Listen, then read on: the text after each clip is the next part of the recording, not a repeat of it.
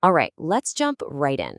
Today, we're exploring one of the most powerful and, let's be honest, complex bonds many of us will ever know, the one between a mother and her adult daughter. It's a connection that starts at birth, but it's constantly being reshaped, challenged, and transformed for the rest of our lives. And this quote from a study in the International Journal of Indian Psychology just nails it, doesn't it? It's not one simple thing. It's intricate, diverse, long-lasting, and ever-changing. That exact complexity is what we're going to try and unpack today. So first up, let's talk about the lifelong nature of this connection. The most important thing to get here is that this bond is a core family attachment. It's not static, it's really a living, breathing thing that transforms as both mother and daughter move through all the different seasons of life. Now, this is where it gets really fascinating. You can almost map out the whole journey. I mean, it starts with total, complete dependence in infancy, right? Then you hit the teenage years, that time of pulling away to figure out who you are. Adulthood brings this whole new dynamic of two independent people. And then often, way down the line, the roles can completely flip, with daughters stepping into more of a caregiving role. Every single stage redefines the entire connection.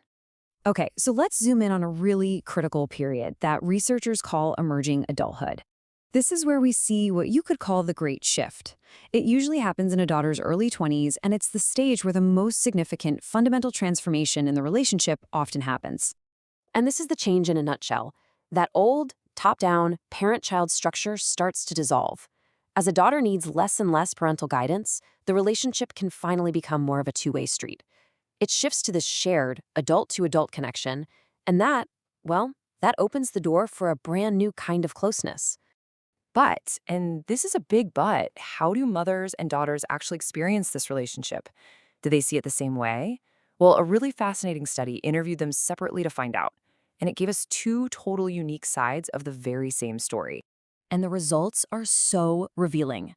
From the mother's side, a huge theme was how their own happiness was so deeply tied to their daughters. They saw motherhood as this completion of their womanhood. But for daughters, the focus wasn't on their own identity. It was all about their mother's role as this constant, multi-talented support system. A guide, a friend, a protective shield, all rolled into one.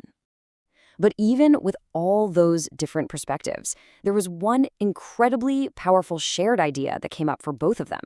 This evolution of the relationship into a real, genuine friendship.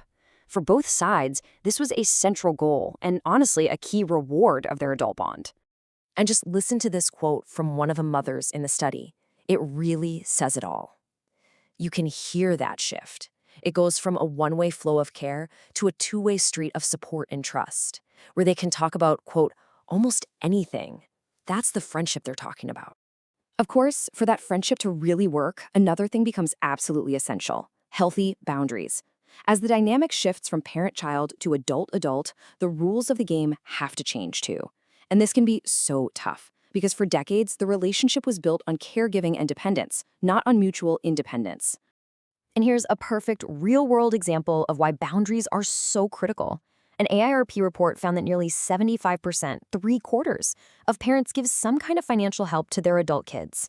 Now, this generosity can be an amazing thing, but without really clear expectations, it can also become a huge source of tension. So what do healthy boundaries actually look like? Well, experts point to four key pillars: respecting space, and that's physical and mental space; respecting autonomy, which really means trusting your adult daughter to make her own choices; respecting communication, like maybe waiting to be asked for advice; and finally, respecting each other's time and schedules. These things aren't about creating distance. They're actually about creating the mutual respect you need to move from that parent-child dynamic to a true adult friendship. Okay, so once you have that foundation of respect in place, you can start to focus on actively nurturing this unique, lifelong connection. And it's an investment that pays off big time in well-being for both mother and daughter. Family experts have all sorts of strategies for building a high-quality connection. A lot of it is the simple stuff, sharing interests, laughing together, just saying thank you. But it's also about doing the harder work, like finally resolving old fights and just being truly present when someone needs emotional support. But what if you live far apart? I mean, that geographic distance can be a real challenge, but it doesn't have to weaken the bond. The key is just being intentional about it, prioritizing connection through calls or video chats, keeping family traditions alive from afar, and making sure both of you are taking turns reaching out.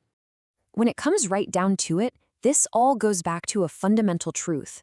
This is our very first attachment in life. And with real effort, attention, and care, that bond doesn't just last, it can actually grow stronger and more rewarding across an entire lifetime.